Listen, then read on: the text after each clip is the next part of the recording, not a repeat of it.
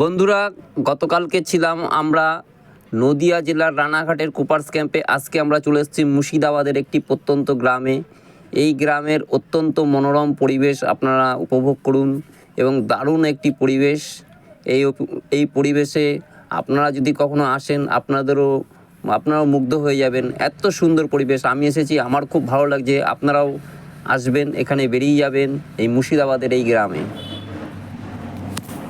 চলুন ভিডিওটা দেখা যাক, দেখে নিই আমরা এবার ভিডিওটা কি আছে।